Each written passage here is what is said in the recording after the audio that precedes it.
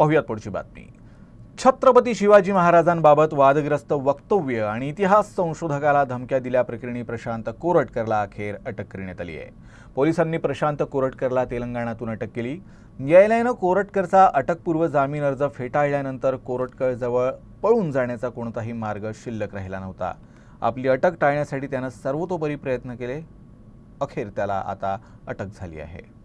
छत्रपती शिवाजी महाराज आणि छत्रपती संभाजी महाराजांबद्दल अपमानास्पद टिप्पणी करणाऱ्या आणि इतिहासकार इंद्रजित सावंत यांना धमकी देणाऱ्या प्रशांत कोरटकरला अखेर तेलंगणातून अटक करण्यात आली आहे। धमक्या दिल्यानंतर कोरटकर 25 फेब्रुवारीपासून फरार होता।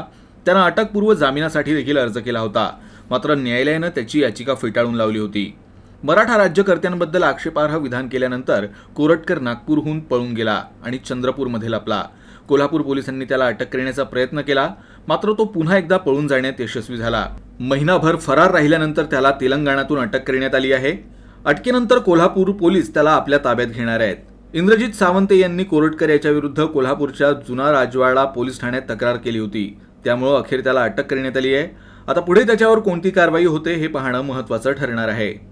कोल्हापूर पोलिसांनी अतिशय चांगल्या पद्धतीनं टेक्निकल एव्हिडन्स जमा करून त्यातनं मुवमेंटचं ट्रॅकिंग करून आणि प्रशांत कोरटकरला अटक केलेली आहे। आता पुढची जी काही कारवाई आहे कायदेशीर ते पोलीस करतील।